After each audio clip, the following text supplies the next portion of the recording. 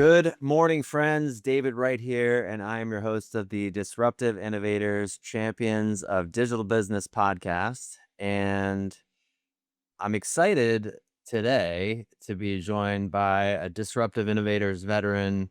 He's been on the podcast. He's spoke at a number of our live events. My dear friend, Walt Carter. Walt, pleasure to have you on, man. Great to be with you today, David. Always a joy to talk to you.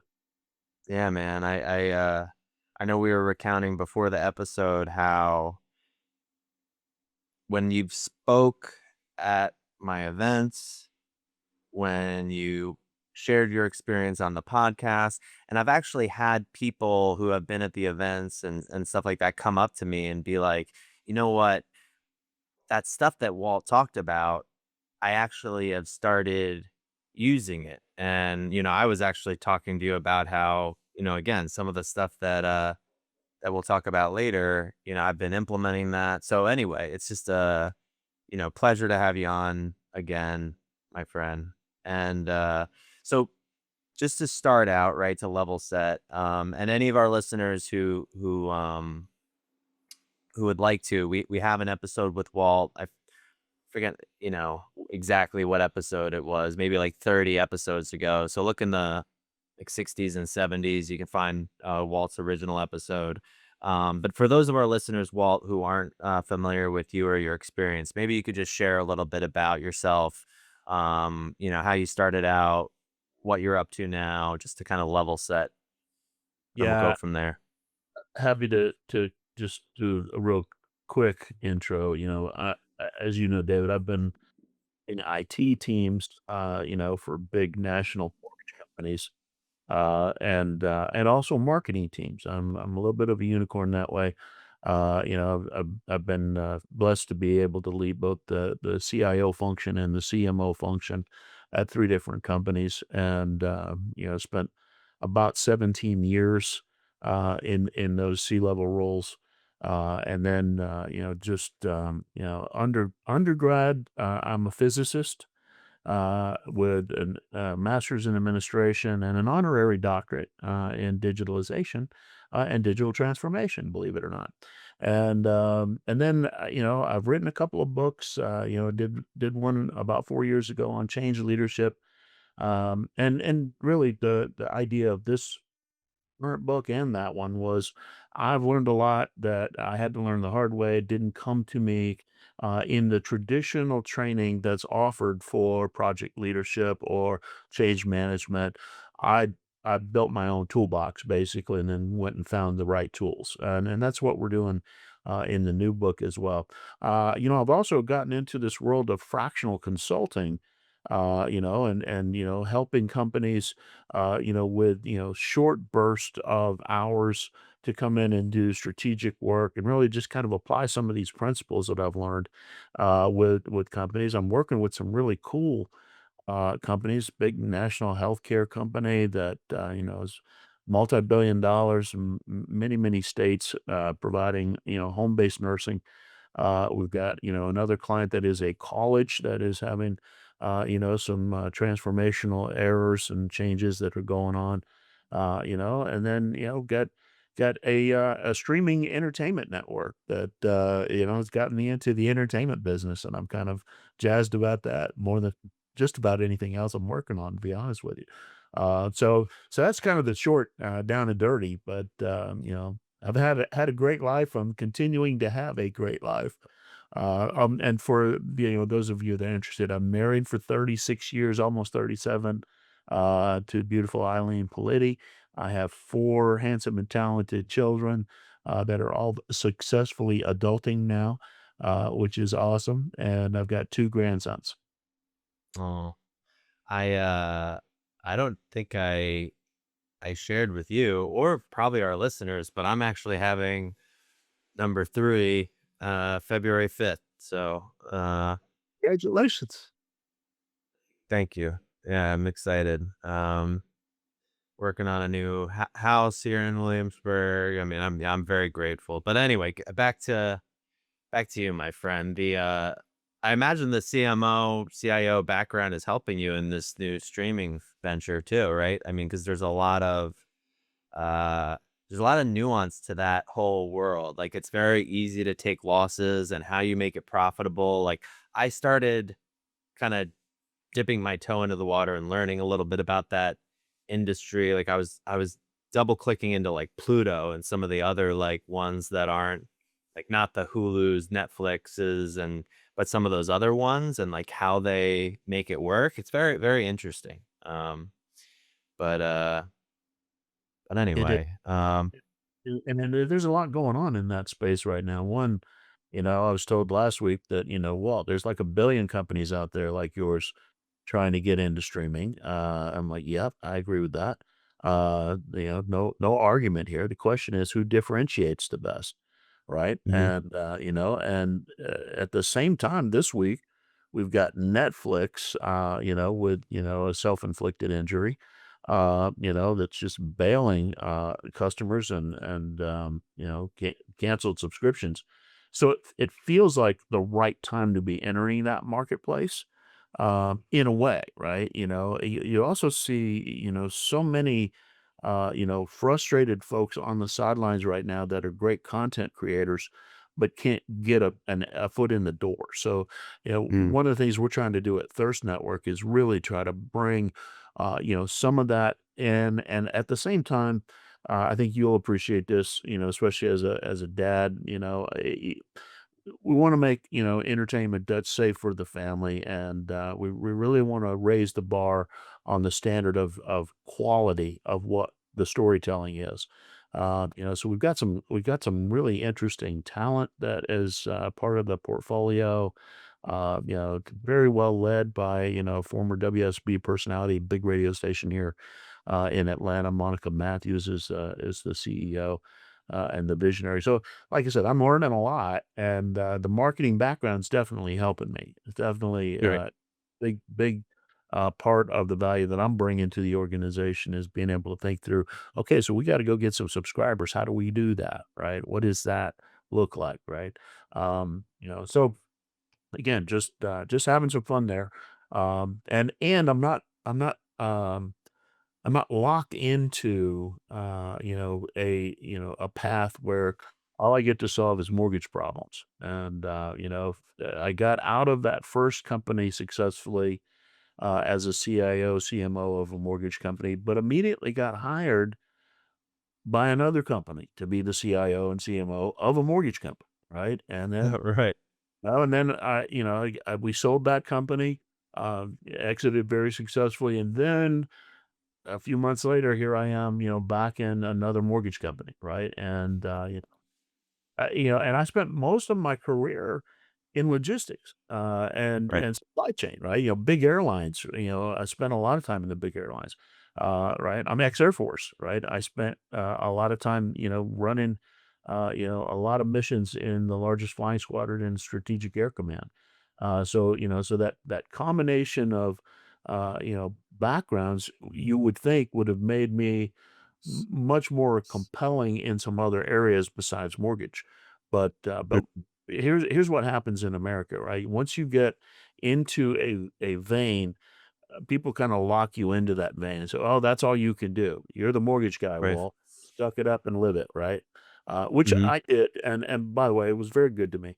I don't have any arguments about that. It's just I've always felt like but that was a artificial constraint, right? I can do so much more than just right, which is part of why, I do the books and, things like that. Yeah, and I've found, like, for example, you know that we're very active in the healthcare vertical. When we've done our events, like our live events, I've found that I get very positive feedback from healthcare executives, for example, when I'm bringing retail executives, banking executives, like this kind of collection of people with it's not just the same recycled air that they have at the healthcare conference that they go to every year. And it's like, oh, we're, customer experience, patient experience. It's like, no, like, well, what about this perspective? We did it this way. And like, not all of it necessarily translates, but like I saw retail actually and hospitality executives coming into the healthcare industry because some health systems finally realize, like, we need to think differently. Like, this is not working. And like, I'd rather have someone who had the track record and experience of actually pushing the boundaries of this, albeit in a different industry, and we'll make up the healthcare knowledge. We'll give him someone who know or her someone who knows and can fill in the blanks on anything else that's there. Um, so yeah, I mean, I'm a huge I agree. It's funny, Diplo was talking about, like, and here's a musician, right? So completely different example, but about how he won't subscribe to just living in one genre or another. And I mean, I think if you're a dynamic leader and you have knowledge that translates industry to industry, there should be nothing that holds you back either, by vertical or even like we just got back from the UK in Sweden because we're looking to see how our experience translates into a nationalized, health system versus, nonprofit private, healthcare system like we have in the United States. So um, and there are dissenters, right, that are like, "Well, does it really?" And then it's about, "Well, sure, there's a learning curve with some of this stuff, but look at this." And then the wheels start turning and then heads start nodding. But I digress, right? So, yeah, I think this is a good jumping off point. So because I'm starting to think about um, some of the topics that I recently read and actually in your new book. So at this point in the episode, I actually like to usually ask what my guest's favorite book or literary piece is, and instead of doing that today, I'd like to, Walt, talk about your your new book, which I again really appreciate everything that I've learned from you over the years. Stop driving behind idiots. Very you know, compelling or controversial title. Not necessarily, but it grabs you, right? Like what is this about? So maybe just to start, you can maybe explain uh what obviously must be a metaphor and a little bit about what inspired you to put this piece together. Yeah, so the title is intentionally provocative, and I don't want to you inflame people by saying, "Oh yeah, I've worked for a bunch of idiots." That was not the point, right? But the point is that you have these. Well, let me back up and paint with a broad brush here. Overarchingly, right, as you look at corporate America, and we'll just look at corporate America, we won't go to Sweden with you, just yet, right? But, when you look at it, the employee experience is pretty miserable. And according to Gallup at the beginning of this year, there was 76% of all of the employees are quote unquote disengaged. Right. It's the highest that it's been post COVID, by the way, was 76%. It's typically around 70, just lack of engagement from employees. And you start thinking, well, what causes that?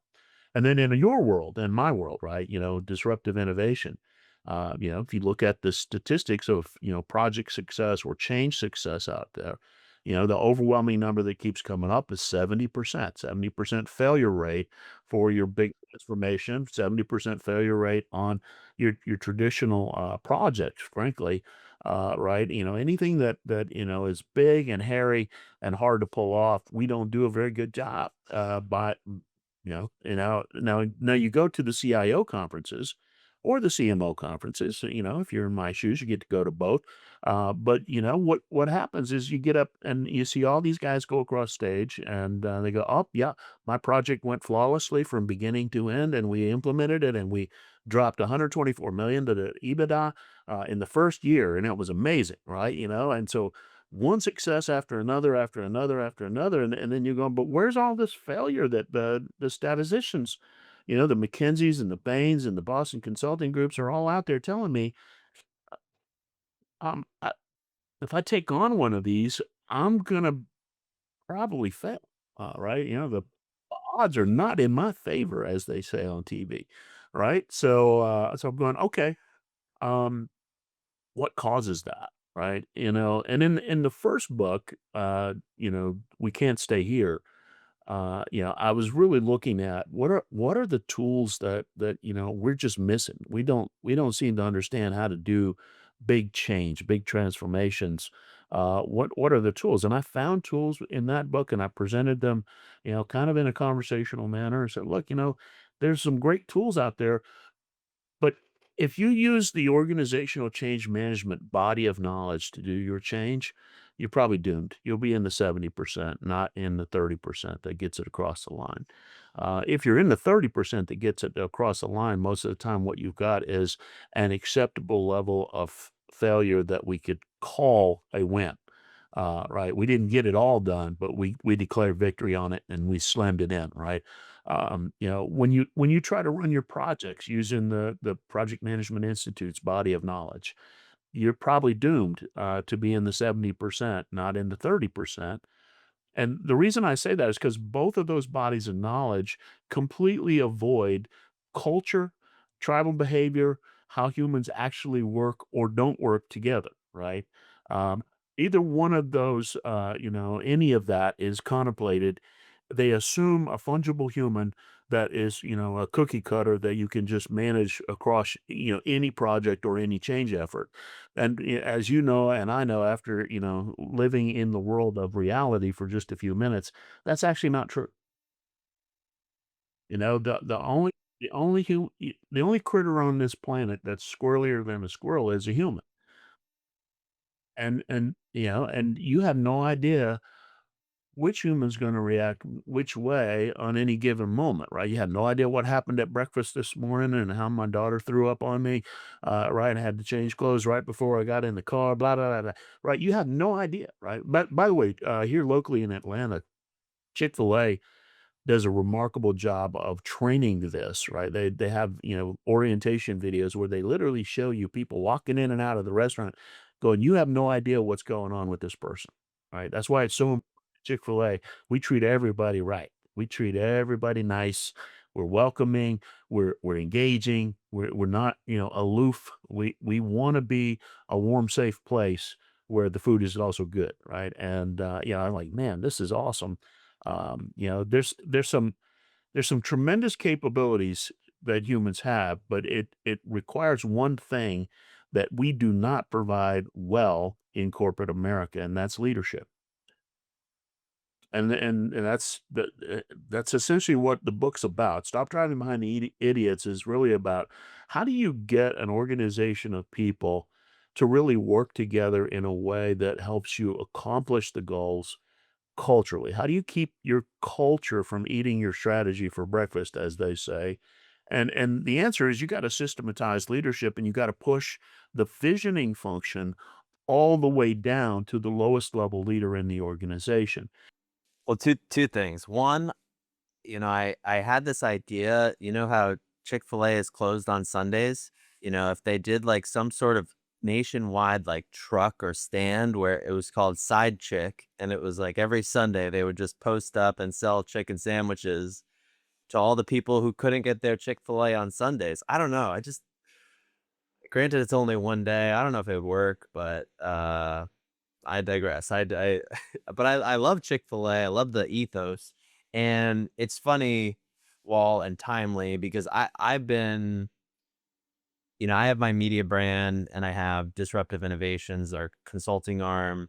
And I've been talking about this a lot on the podcast about how the biggest enemy as we see it,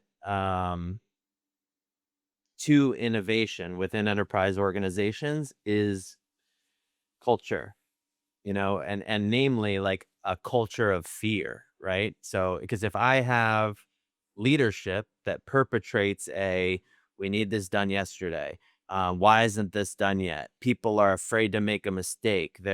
Uh they're looking over their shoulder. They're trepidatious in regard to their own decision making.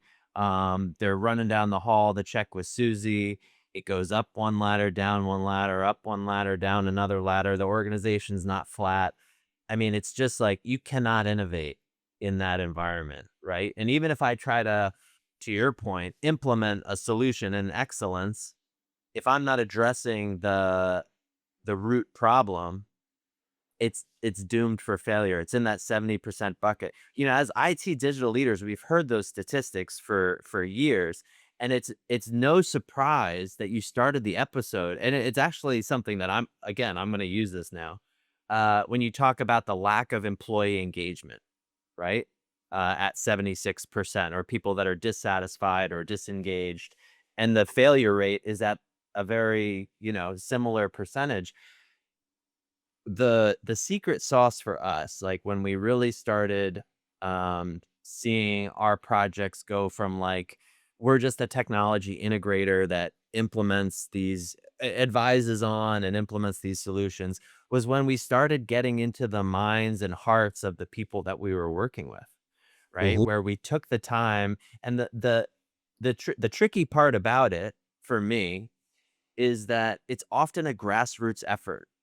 Like, it takes sometimes, like, for an enterprise organizations, we'll have 100 conversations up front, 100 different stakeholders across an organization that has 50,000 people, because that's what it takes. That's what it took to enroll the right amount of people, make them feel heard and seen, um, and a lot of classic CIOs that, classically mainly had to, like, keep the lights on, and maybe in the past 5, 10 years, they've been brought up more into the board for decision making and included in more, like, kind of enterprise strategic conversations.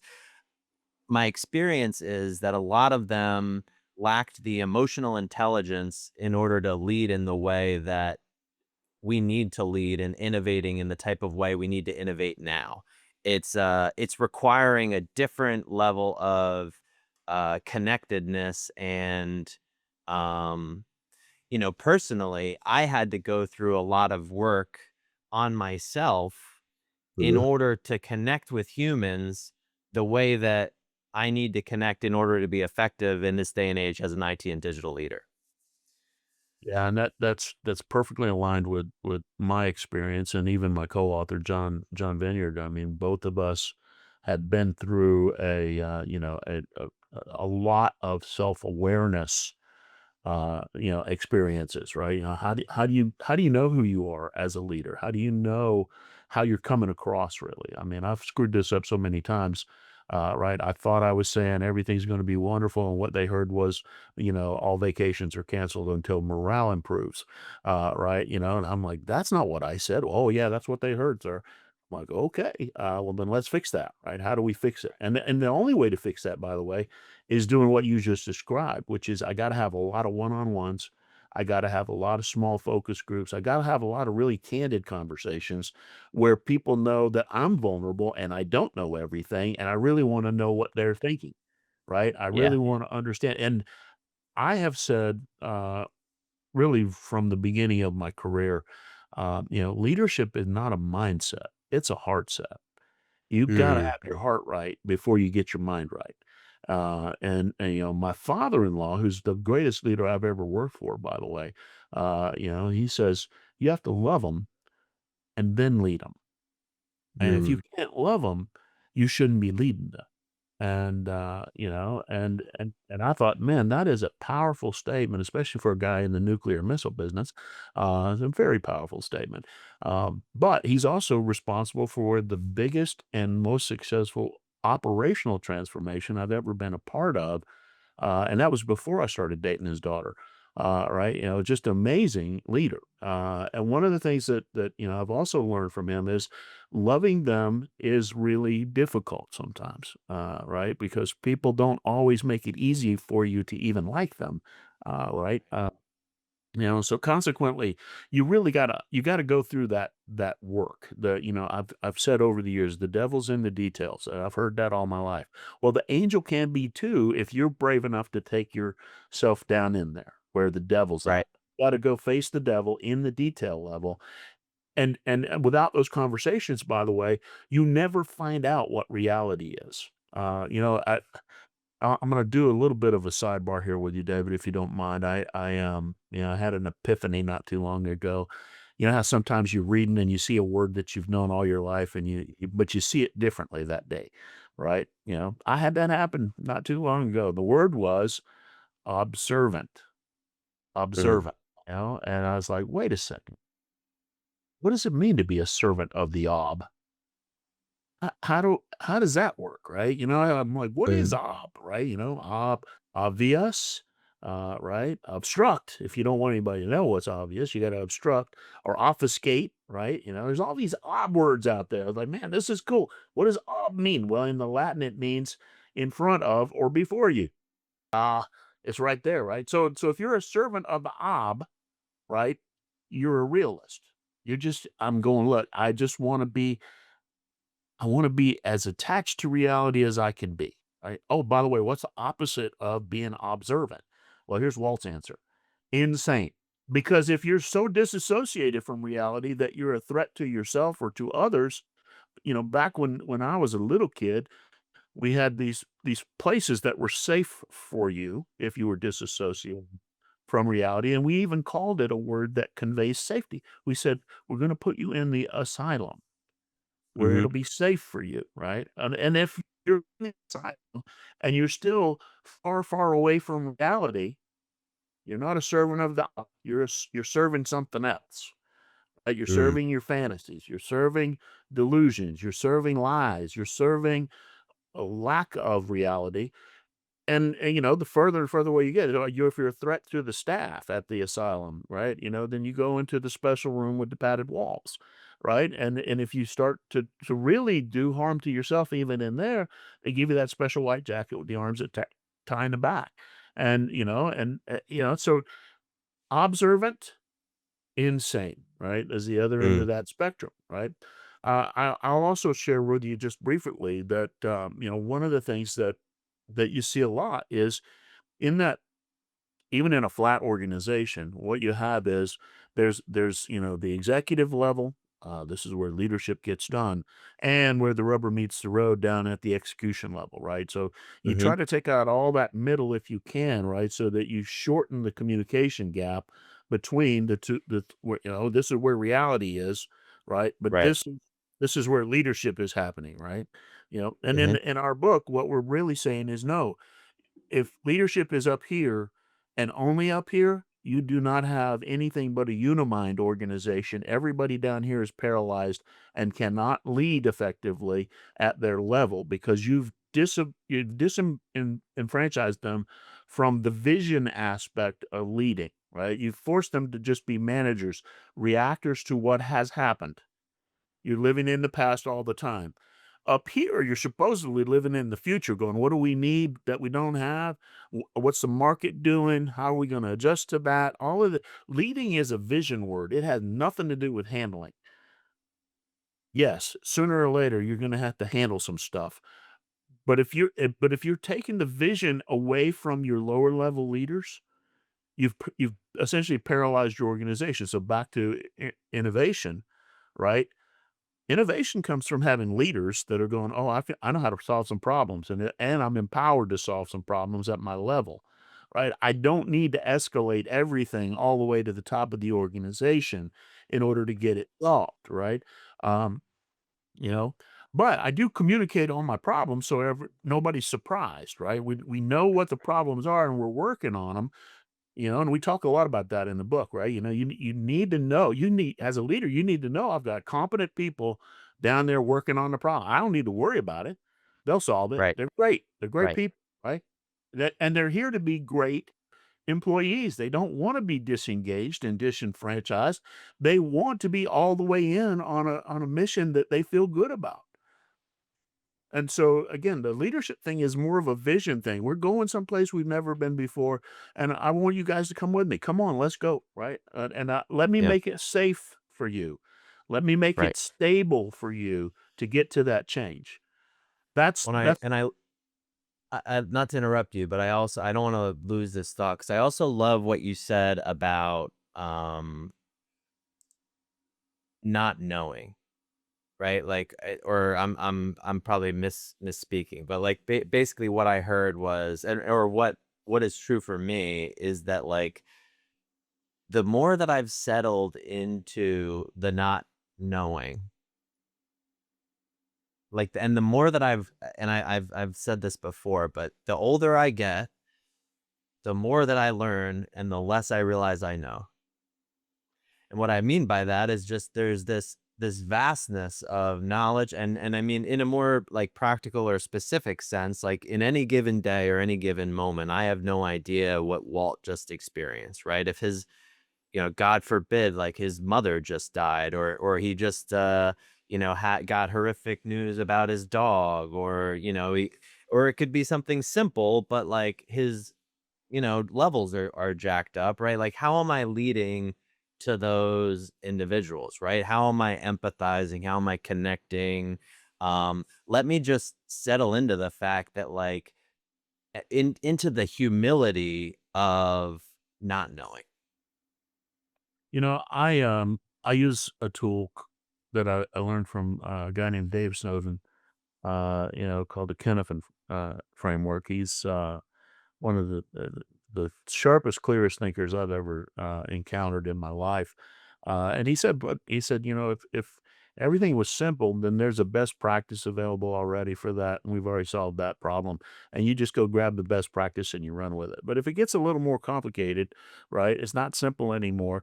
Then maybe there's an emerging practice you can go grab, but you're going to have to think about it a little bit. You have to make that emerging practice fit your situation. What if it's complex? It's not just complicated. All of a sudden, and what you're seeing as you move around the framework is there's less and less of a discernible pattern, right? And then all the way down to chaos where I don't know if there's a pattern here or not. What do I do? How do I Right. probe and sense and make sense out of what I'm finding as I move through this, right? Simple is easy. Everybody can do that. Transformation, where do you think that fits on the Kinnethan framework, right? We're going to go from some known defined state. By the way, that's a bad assumption most of the time, right? That you have a known defined state that is your starting block. What you find as you go down the transformation journey most of the time is what we thought we knew is actually not true. And so, we're gonna go to some new place that we've never been before, and guess what? It's not gonna be simple, and it may be complicated. It's probably gonna be complex.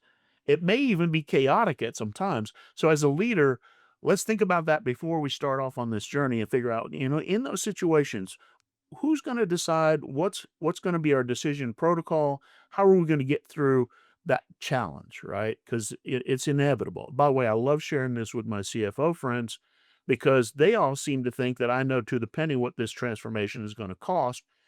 Can't possibly know that because I've got all these unknowns that I'm going to encounter in the journey. I'm going to encounter unknowns that are related to what we thought was the foundation or the baseline. That's not true. We found out some stuff. It's not as good as you thought, right? We're gonna have to fix some stuff. I mean, we call it legacy technology debt, right? We've got other stuff that you know what? The people that we thought had those skills, they don't actually have those skills. We're gonna have to go get some other people that have those skills, right? That's gonna cost us a little bit more. We don't have all the stuff that we thought we had. We're gonna have to go buy some additional stuff, right? We're gonna have some new capabilities that we never thought of before in order to make all of this stuff work together with the stuff that we're gonna keep from that legacy stack. How are we gonna make all this work? We're gonna build some bridges, right? So as you move through that discussion with the CFOs, most of the time their lights go off and they're like, "Oh yeah, I guess you're right. Well, we can't possibly know in a waterfall kind of planning methodology what the total cost is going to be." But what we've got to do is we've got to make sure that we're always holding the line on the value of what we're doing has got to exceed the cost of how we do it and get there at some point in the future. There's gotta be a return on investment. We don't wanna take a loss on this. When you frame the problems correctly, the solutions kinda present themselves, right? By the way, "Stop driving behind idiots" literally comes from, another, kind of wild morning I was having, on my drive in Atlanta, worst place for traffic in the United States. And I said, "Look, you know what? All these people out here at rush hour, in the morning are not out here because they like to drive, and it's not because they like to park on the freeways. It's because they're going to work. And in Atlanta on a regular basis, all it takes is one person and with less than optimum, you know, thinking processes to screw up traffic for the whole city for the whole day. Because Mhm. we don't have that many arteries, and if you screw up one, you've basically screwed up all. Right. So one morning I'm coming into Atlanta, got to cut through downtown. This guy in a big SUV, probably about a quarter mile in front of me, is signaling he wants to move to the right. I'm trying to get to the left. Uh, Nobody's letting him in because it's rush hour. You believe it? He's signaling everything, got great intentions that he's expressing perfectly. Nobody's letting him in. He gets frustrated. He sees a little gap and he sticks that SUV out there. First car by clips him, spins him around. Now he's blocking 3 lanes of traffic. I'm like, "Oh," and I start moving back, the other way from my original intention, and I'm going, "I wonder what's going on with that." So later in the day, I'm listening to, our radio broadcasters give us a traffic report every 5 minutes on one channel. It's that good, right? And so this guy said, "Oh, yeah, that a big accident this morning on North Avenue on the highway, on the connector, was because that guy was trying to get off on North Avenue, right? He was gonna go across 9 or 10 lanes of traffic to go they're like, "No, what an idiot," right? Instead of driving up and coming back around, um, no, no, and that's where the title of the book came from. It's like these guys are out here driving and they're going into our parking garages and our decks at our corporate offices, and they're making decisions in our cubes in our offices the same way they make them behind the wheel of the car, right? Oh, and it's not just that, right? You think about the people that you've been behind on the roadways that don't know where they're going, or they're distracted, or, frankly, they're just lost and they're panicking because 'cause they're lost, right? You've also got speed Mhm. racer out there. He's zipping in and out and and he's more likely to cause an accident than the slow drivers, although Right. slow drivers typically cause a lot more accidents than the fast drivers. And it's because they won't yield. They won't share the community roadways in the way that they were designed to be shared. By the way, every driver's manual in every state says slow traffic, keep right. Don't force people to go around you on the right hand side because it's less safe.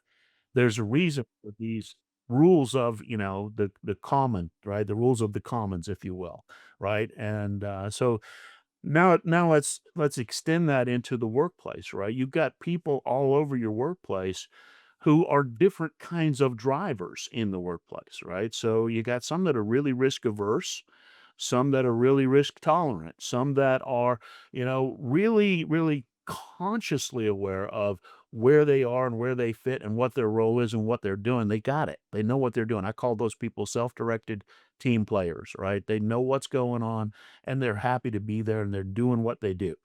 You got a whole lot of other people that might be new, they might be brand new to the organization, so they don't have that level of confidence. They don't have that sense of awareness and strength. And Mhm. you've got other people that are confused.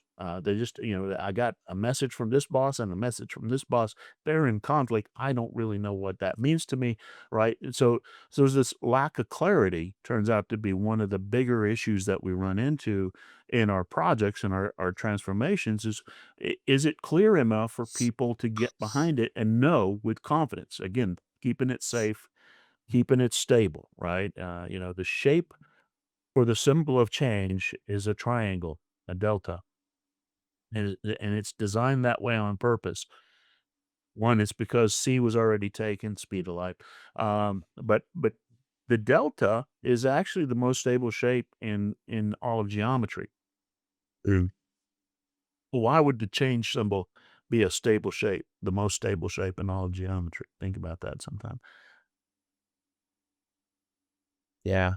Because if you do change right as a leader, you're going to create safety for the people that you're dragging along with you. The people that are following you need to know that it's safe to follow you. Otherwise, Yeah. they're reluctant, right? They don't give it all they've got because they're thinking, "I might have to cut and run on this guy." Right. No, 100%. And I mean,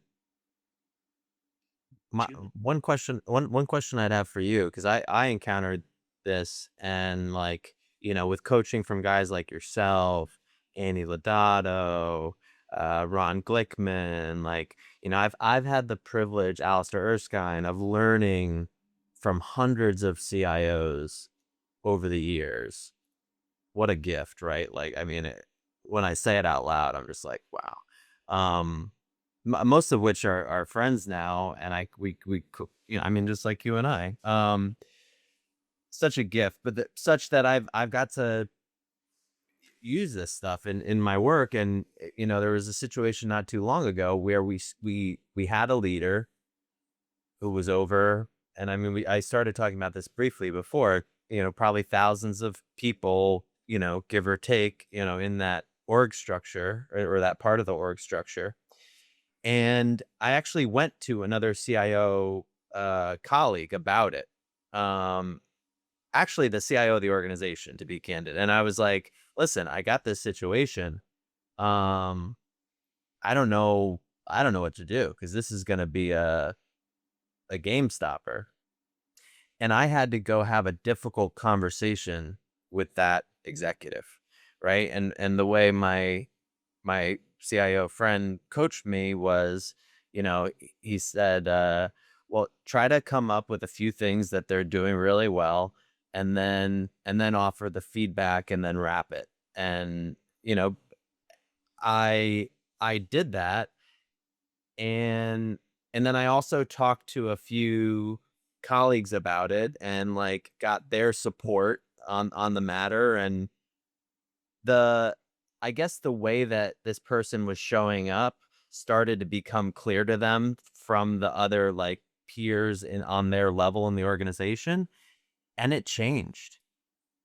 Uh But my question for you would be, when we have these types of leaders, either as, consultants that are coming into these organizations that are expected to affect change, or as peers, or maybe even a CIO who has one of those people leading different parts of their organization, how do you address that? Like, how do you stem that off, or what are the beginning steps and best practices, if you will, to deal with something like that? I think the best practice was defined by Dr. Deming, W. Edwards Deming, as a consultant to Ford years and years ago in the 80s when he was trying to help them, embark on the journey that led to quality being job number one at Ford, right? The turnaround of, the quality of American manufacturing. And Deming's model, his frame that he set to handle that was, I'm not coming on site at Ford unless I'm walked onto site by the CEO of Ford. It's And what he was teaching there was the same lesson that Accenture and EY and all of the big consultancies have learned very well, which is the higher your sponsorship in the organization, the more likely you are to survive that leader that you just described, right? right. And if your sponsorship is not above them in the organization, then you're at risk. Yes, that's so true. I had the political capital in that situation, and that was actually how I was able to provide real feedback, because I wasn't, and they knew that I had the political capital too. Uh, that's very interesting. That makes a Yeah. lot of sense. And it's about how do people actually work together, right? Who's got the power in the relationship, right? And there's a more jaundiced way of looking at a lot of the stuff that I get involved in, and probably, that you're getting involved in too, which is, you assume the worst instead of assuming the best. Yeah, let's just use that scenario as an example, right? Well, I'm not surprised there was an asshole in the mix. We found him, right? Now what do we do about it, right? Well, if we're not properly sponsored and we've got to go at it the more conventional way, then, how do I win this guy over to help us? Is that possible? And a lot of times it is. By the way, I have to say that a lot of times it is, but sometimes it's not. Sometimes Yeah. you just got to declare, I sorry, that one's a loss. We're going to have to cut bait and move on, right? And Right. no respond. And that's where I think again, as a leader, you got to be really thoughtful about, well, how did I get into this relationship? Is there a recognition of, equal power, right? Mhm. This is another way of thinking about it, right? Um, I teach a leadership class, David. I've been doing it for years, and I 8 modules. But on the very first day of the first class, I asked this question of my attendees: Where does maturity come from? That's the first question, and then I shut up and I let people think about Mm. it, right? And then I might ask another question. How many of you guys in the crew here today have met somebody that you think is really an old soul? They're very young, but they're surprisingly mature. Have you met? Raise your hand if you've done that. Right? If you've, and almost every hand goes up. Right? How many of you have also met somebody who was old, a lot older than you, but not really competent in the way that you think, right? And you might call him the Mm. village idiot or something, right? But, how many of you guys have ever encountered somebody that's kind of like the village idiot, right? You're stunned at how immature they are despite their advanced age, right? And Mhm. again, most all hands go up. And at about this time, I said, so maturity then doesn't have anything to do with age necessarily, does it? Right. What does it have to do with, right? Well, I'm gonna give you the answer. I don't want you to have to think about it too hard, right? It has to do with how connected am I to you? The Mm. more connected that I feel to you, the more likely I am to give you a mature response when tension starts to rise. In our Mm. relationship, if tension starts to go up, if I value the relationship, I'm going to fight with you, not against you, to maintain the bonds of the relationship through the tension. Mm. On the other hand, if I completely devalue or I'm willing to walk away for life in this relationship, give you the Italian salute, right? And we're on. I don't care about you. I don't care what you think. I'm out. Right. Right. Uh, right. So your maturity and a maturity response at the individual level has to do with connection. How connected am I to you? Right. There's some other aspects, and that has to do with where is power at in the organization, right? If I'm not really connected to you, but you're connected to the right people, I got to be aware of that, right? And I can't just disconnect. I'm going to have to do something else, right? And a lot of times that's where you get the Right. passive aggressive stuff, right? I'm not going to be aggressive in responding to you, but passively, I'm negative, right? Right. Only doing this because you're connected to the power source in the organization. This is where the politics becomes really important in a lot of these transformation efforts, right? Um, Yeah.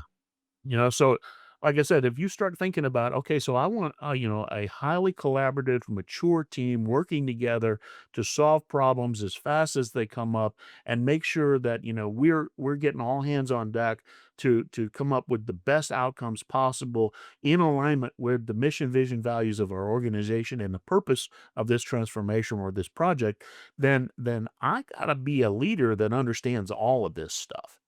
I Right. cannot be that lights on only, "Hey, I just keep the equipment running. I'm the Maytag repairman.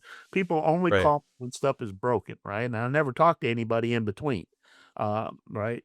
I can't be that guy. By the way, I would suggest to you right now that in the current hiring of CIOs out there that's going on and CMOs, almost any executive, if you're not thinking this way, right, about, strategic how do humans work? How do we actually get the most from our people? How do we stop this disengagement from happening? How do we get the return on investment in our initiatives? Right? If you're not that level of leader and you're only on a lights on kind of thing, right? Oh yeah, I can get you some clicks. I can get you some impressions as a marketer, right? No, no, no. Right. I'm revenues, Walt.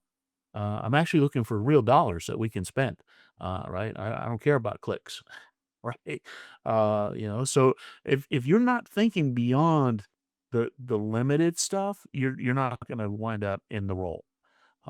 Or or you wind up working for one that's very limited. Right. Sage-like advice for, we do have a lot of CIO listeners. So, hey, Walt, I'm so impressed with all this. So again, anybody who wants to learn more about leadership systems, the importance of culture. I mean, Driving Behind Idiots was amazing book. I took away a ton of stuff that I could implement. So Walt, thanks for getting in. I know we went all over the place, but I think it was the essence was there, right? And so now we teased it. Please go check it out. We'll put the link in the show notes. And Walt, just want to thank you again for coming on. No, thank you, Dave. It's always, like I said, no telling where the conversation is going to go with, a brilliant mind like yours. So, just, did my best to try to answer your questions, but at the same time, I think the fundamentals here, as you pointed out, leadership is best in an organization when it's systematized. When you're pushing that leadership vision function all the way down and people are aligned and or tuned. Tune is a good word for that. Right. And then, I modeled a lot of this stuff from my background in the military, the most mature leadership system, and leadership production system, the factory of leadership. I think in our military, we do that better than anywhere else. And team sports. I spent a lot of time, playing ball in high school and college, and you always knew where you were in the leadership systems on any big team that you were part of. So as you start thinking about, what could I do to solve that culture problem in my organization? If you're the leader, systematize your leadership, push your wisdom down and let people have their heads and learn, right? And then I think you also nailed it early on, which is let's cultivate this friendly collaborative. We don't any one of us have all the answers, but maybe together we can get to the answers that we need to move the ball down the field. And when you're working that way as a leader, yeah, the buck stops here. I get to make the decision, right? If we can't make a collective decision that makes sense, I'll make the decision because I'm the leader, right? But sooner or later, that fails too. And better to have your team behind you running forward than not. And oh, by the way, if you're a leader with no team, then you're not really a leader, are you? Nope, not at So all. great being with you Walt, today. And for those of you that want to follow me on X, it's at Walt74. And I'd love to engage with anybody that's got additional questions. Thanks, David. thanks again, Walt. And to our listeners, thank you for tuning in. We'll catch you all next week.